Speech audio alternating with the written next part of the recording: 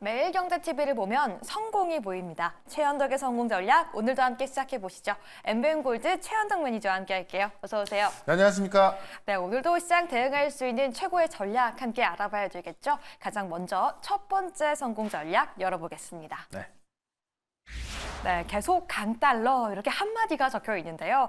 이제는 거의 1,400원을 목전에 두고 있는 상황이 아닌가 이런 우려도 생겨요. 정말 안 좋은 건데 쉽게 좋아질 기미가 없습니다. 일단 지금 금리 인하 관련해서 우리가 이제 어떤 물가 지표라든가 이런 고용 지표 이런 것들은 그래도 좀 둔화가 돼서 사실 강달러가 아니라 이제 강달러가 좀 끝날 수 있는 그런 지표가 나왔던 건데. 지금 이제 어떤 유럽의 정치적 이슈 때문에 또 일본의 통화 정책 때문에 어떤 유로화나 엔화 대비해서 달러가 강하게 올라가고 있다. 근데 지금 유럽 조기총, 그러니까 유럽이 아니죠. 프랑스의 조기총선이 주말에 있고요. 그다음에 그 조기총선 1차 투표고 결선 투표가 다음 주에 있는데 지금 분위기가 썩 좋지 않다고 합니다. 그러니까 여당이 계속해서 어떤 지지율이 올라오지 않고 있는 거죠. 그러니까는 이게 그 쉽게 말씀드리면 예전에 그 영국이 브렉시트 하던 상황, 그러니까는 영국이 유럽연합에 나가던 그런 상황 재현될 수 있어서 유럽이 좀 불안하면은 결국 강달러가 계속 나올 수밖에 없거든요. 그래서 이게 상당히 좀 우려스러운 수준이고요. 다만 이제 이번 주에 PC 발표가 있기 때문에 PC가 또 둔화될 거로 보고 있는 거라서 그건 좋은데, 근데 지금의 강달러는 사실 물가 지표 영향보다는 지금 유럽의 어떤 정치적인 영향을 받고 있거든요. 그런 관점에 있어서 이 프랑스의 여론이 이제 이 여당을 지지하는 부분이 아니기 때문에 우리가 강달러가 이어지는 것은 어느 정도는 각오를 좀 해야 될 것 같습니다. 근데 강달러가 나온다 그래서 이렇게 되면 사실 외국인들이 못 사다 보니까는 시장이 안 좋은 건데요. 근데 강달러에는 결국 수출주가 좋을 수밖에 없고요. 수출주로 떠오르는 화장품이라든가 식품 이런 기업들이 오늘 또 강하지 않았습니까? 그러니까 아마 다음 주까지 강달러가 이어진다고 한다면은 아마 수출주로 떠오르는 어떤 식품 또 전선, 전력 이런 것들이 원래는 그냥 뭐 가치주였고 내수주였던 건데요. 사실 이 어떤 전력이나 어떤 인프라 그 수요 부족, 그 어떤 공급 부족 때문에, 그러니까 수요는 확산하고 있고 공급 부족한 상황에서 다 수출주로 떠오르는 거기 때문에 수출주로 떠오르기 시작한 화장품, 전력, 전선, 식품 이런 쪽은 오히려 강달러 수익할 수 있는 부분이라서 그런 쪽으로 우리가 좀 더 어떤 그 포트의 비중을 좀 집중을 하셔야 될 것 같다. 이렇게 한번 설명을 좀 드려보도록 하겠습니다. 네, 다음 주까지 계속해서 유럽의 정치적 불확실성이 이어져 있는 가운데 우리는 강달러에 오히려 수혜를 볼 수 있는 업종을 함께 포착해보자라고 말씀해 주셨습니다. 그럼 두 번째 전략도 세워보시죠. 두 번째 성공 전략 열어보겠습니다. 마이크론이 실적 발표 이후 하락했습니다. 하지만 시간외에서 반도체 장비주는 오히려 상승하는 모습, 좀 특이한 모습이지 않나라는 생각이 드는데요. 정확히 말하면 반도체 장비인데 마이크론이 실적이 잘 안 나온 것도 아닙니다. 잘 나왔는데 가이던스가 그냥 예상했던 수준이다 보니까는 원래 이 어닝 서프라이즈라는 것은 기대했던 수준이 있으면은 이거보다 훨씬 더 잘 나왔을 때 주가 폭등하는 건데 마이크론 같은 경우는 그냥 실적은 잘 나왔는데 가장 중요한 게 이제 가이던스인데 가이던스가 그냥 예상에 부합한 정도 아니면 그거보다 좀 낮다 보니까는 시간이 급락이 나왔습니다. 그래서 아침에 우리 반도체 같은 경우는 안 좋았던 부분인데 다만 미국 시장 보시게 되면은 마이크론은 시간에 하락이 나왔지만 반도체 장비 그러니까 램 리서치라든가 이 어플라이드 머티리얼즈 같은 경우는 시간에 1, 2%씩 올랐단 말입니다.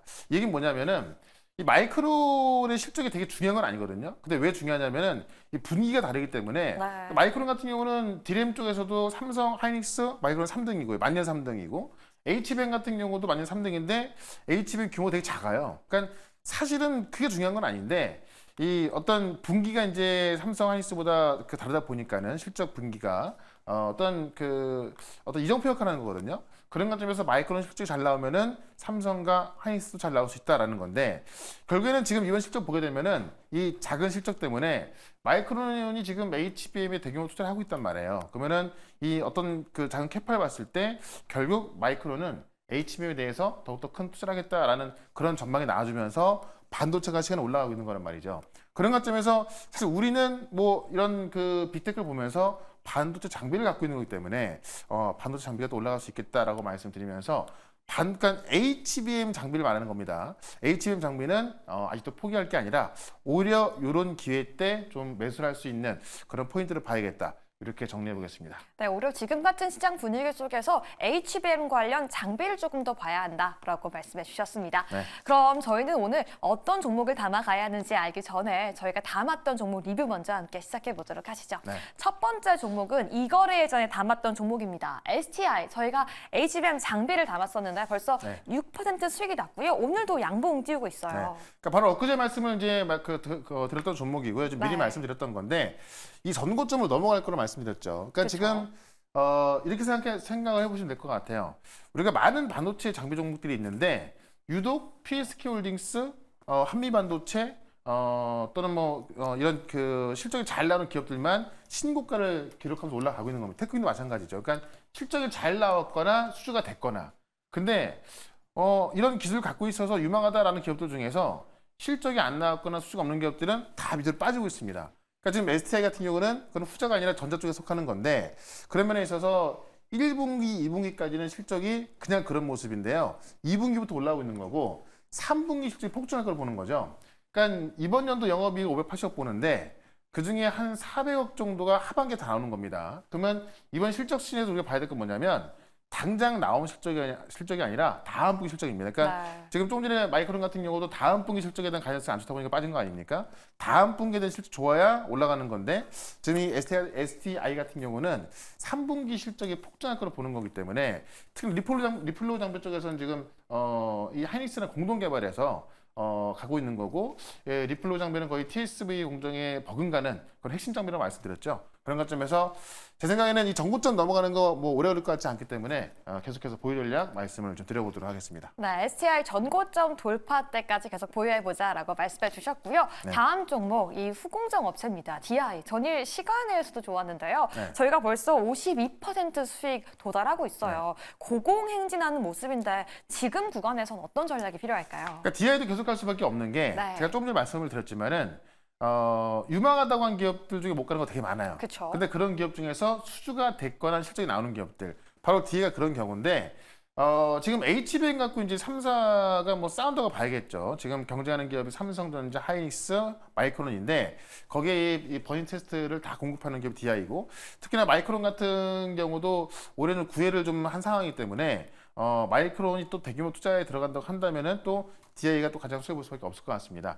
일단 제가 말씀을 드리고 나서 목표가 좀 넘어가 있습니다만은 계속해서 보여주는 말씀을 드리면서 지금 구간에 본다면 한 35,000원까지 충분히 갈 것 같아요. 네. 그런 관점에서 계속해서 보유 전략 또는 조정 시 매수 견점 말씀을 드려보겠습니다. 네, DI는 계속해서 보유해보자라고 말씀해 주셨습니다. 다음 종목도 함께 살펴볼까요? 제주전자재료. 저희가 역시나 이 거래 전에 편입을 했고요. 벌써 12% 상승 가고 있는데 네. 보유 이후 계속 상승하고 있어요. 그러니까 지금 시장이 되게 어려운데 네.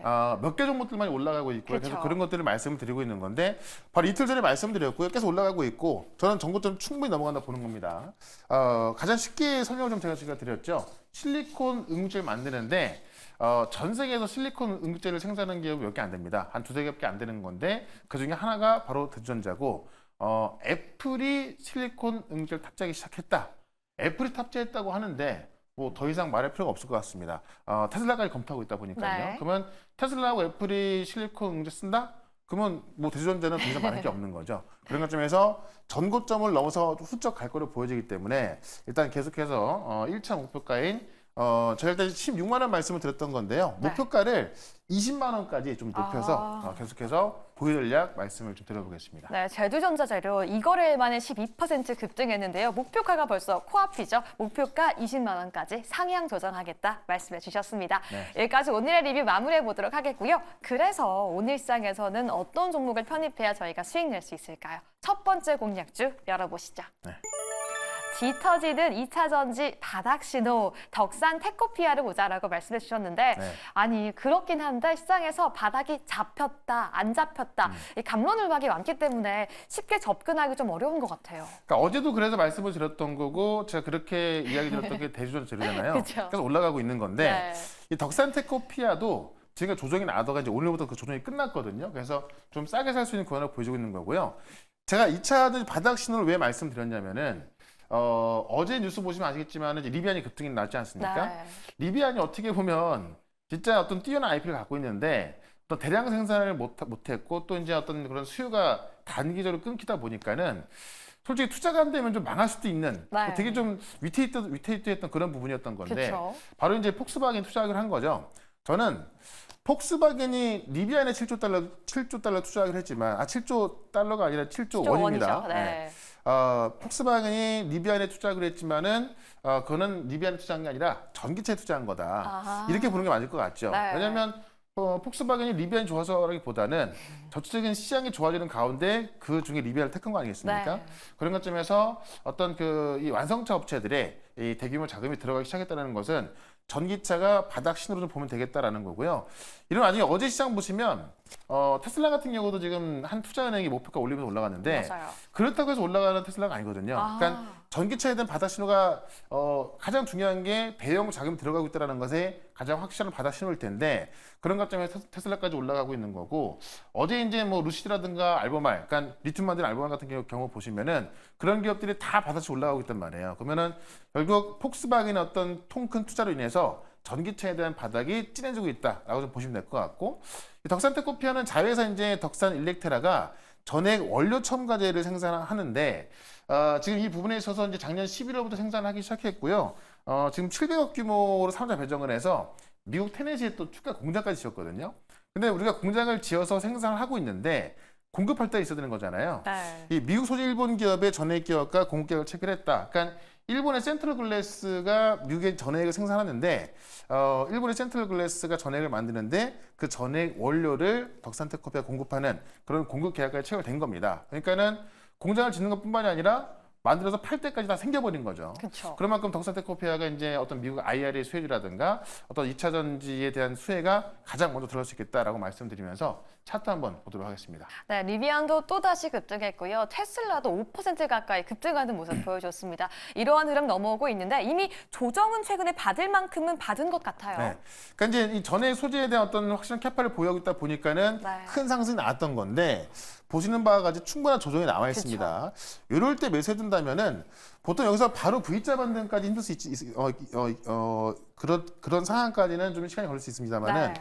이 부분에서 우리가 좀 관심을 가져본다 한다면은 좀 빠른 시간 안에 올라갈 수 있다라고 말씀드리면서 일단 목표가는 65,000원, 손절가는 5만 원 대응을 해보도록 하겠습니다. 좋습니다. 이미 충분히 조정받은 덕산테크피아 지금이 바로 저가 매수할 수 있는 기회다라고 말씀해 주셨으니까요. 오늘의 목표가까지 꼭 함께 체크해 주시기 바라겠습니다. 네. 그럼 다음 주목도 함께 달려보시죠. 두 번째 공략주 열어보겠습니다. 강달러엔 K 화장품이다. 타마 리서치 가지고 와주셨는데 네. 아무래도 1,400원이 목전에 있기 때문에 수출주를 봐야 될 것 같아요. 그러니까 아까 전에 제가 이제 강달러엔 K 화장품 식품 네. 말씀드렸던 건데 사실 강달러가 아니더라도 올라갈 수 있는 건데 이 강달러 상황에서 또 우리가 많은 시장 수급들이요 강달러라고 해서 안 사진 않아요. 네. 그럼 최소한 이런 어려운 시장 속에서 올라올 종은 무엇인가? 그러면 그 어떤 그 또 업종을 픽하게 되는데 그게 바로 화장품이다라는 건데 이 파마리스치 같은 경우는 뭐 화장품부터 이제 미용 의료 기기 그다음에 네. 의약품까지 다 어떻게 보면 이제 어떤 K 뷰티의 모든 것을 다 갖고 있는 회사가 파마리서치다라고 보시면 될 것 같고요. 네. 의약품에서 이제 리엔톡주라고 해서 이제 2월달에 품목 허가 받아서 하반기부터 본격적 매출 나올 걸로 보여지고 있는 거고 지금 리주나 힐러라고 아마 들어보셨을 것 같아요. 네. 이제 뭐 지금 강남 쪽에서도 많이 뭐 하고 있다고 하는데 이 피부 재생에 쓰는 어떤 그 스킨 부스트의 최고봉으로는 좀 꼽히고 그렇죠. 있다고 합니다. 네. 그래서 그런 어떤 수혜도 있을 것 같고요.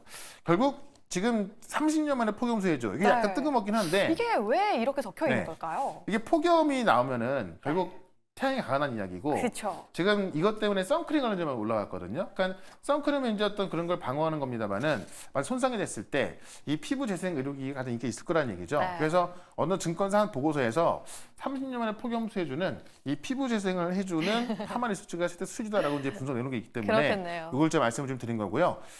이번 연도 영업이 1,100억 원대가 전망이 되고 있는 건데 시가총액이 1조 5천억 정도밖에 안 되거든요. 이걸 어떻게 비교해 보냐면 우리가 최근에 이제 APL 같은 경우는 가정용 미용기기잖아요. 네. 그러니까 가정에서 내 얼굴을 관리할 수 있는 것, 그렇죠. 클래식도 마찬가지죠. 그런 기업들은 영업이익이 1,100억 정도 나오고 있는데 시총이 3조가 넘어갑니다. 네. 근데 파마리스 같은 경우는 가정용이 아니라 병원에서 하다 보는 거니까는 어떻게 보면 가정용 인기가 있다 보니까는 좀 이 뒷전에 밀린 건데 결국에 가정용을 우리가 말씀다 하더라도 솔직히 좀 귀찮은 게 되게 많이 있잖아요. 그리고 결국 효과는 병원에 가야 그렇죠. 되거든요. 또 병원 가서 해야 또 어떤 많은 그 분들이 좀 해주기 때문에 좀 더 좀 편하게 할 수 있고요. 그쵸. 그런 관점에서 어쨌든 이 재생의료기 쪽 같은 경우는 아마 좀 그 실적이 아마 밀릴 것 같진 않아요. 그런 관점에서 이 클래시스나 APR 대비해서 저평가받고 있는 게 바로 파마 리서치다라고 말씀드리면서 차트 한번 보도록 하겠습니다. 네, 뜨거운 햇살이 피부를 괴롭히면서 결국은 다시 한번 피부 미용 의료기기를 찾을 것 같습니다. 네. 중요한 건 지금의 자리대가 조금 부담스럽지 않느냐 이거 네. 같은데요. 이게 신고가이다 보니까는 많은 분들이 좀 부담스러워 하세요. 네, 그렇죠. 그래서 제가 이렇게 한번 말씀드려볼게요. 네. 제가 클래시스하고 APR을 말씀드렸는데 네. 지금 그 같은 실적 대비해서 시가총액 기준으로 본다 한다면은 클래시스하고 APR 대비해서 한 3분의 1에서 2분의 1 되는 가격밖에 안 되는 거예요. 그래요? 그러니까는 이런 것들은 보통 재평가를 받아서 올라가기 시작한 거거든요. 그러니까 재평가를 받으면서 올라가기 때문에 매물로서 올라갈 수 있는 거고 지금 이번 주만 보신다고 한다면은 이미 올라서 가지고 네. 좀 출발할 준비를 하고 있기 때문에 우리가 지금부터는 관심을 가져야겠다라고 말씀을 드리면서 일단 목표가는 20만 원까지 말씀을 드리고요. 손절가는 13만 8천 원으로 대응을 해보도록 하겠습니다. 좋습니다. 강달러에 저희가 어떤 종목을 볼 수 있을까요? 파마 리서치 오늘 담아야 한다라고 말씀해 주셨으니까요. 네. 꼭 함께 체크해 주시기 바라겠습니다. 이렇게 오늘 두 가지 공략 종목까지 함께 포착해 봤는데요. 방송 이후에도 함께 공부하고 싶다라고 하시는 분들 언제 어디서 함께 할 수 있죠? 4시에 무료 방송 있는데 지금 시장이 뭐 상당히 좀 어렵습니다. 그런 와중에서 또 가는 종목 가고 있기 때문에 우리가 어떤 종목을 픽하냐 중요할 것 같고요. 다음 주가 되면 또 강달러 유지가 됐을 때 더 어려울 수 있거든요. 이런 시장 상황에서 우리가 어떤 종목을 준비를 해야 되는지 그런 종목들 또 쉽게 설명을 드릴 거니까 4시 시작하는 무료 방송 유튜브에서 최현덕 검색하시고요. 4시부터 실시간 방송으로 들어오시면 되겠습니다. 네, 강달러 기조 속 시장 이길 수 있는 전략 오후 4시 무료 방송 통해 많이 참가해 주시고요. 오늘도 최현덕 매니저와 함께 성공 전략 포착해 봤습니다. 감사합니다. 네, 고맙습니다.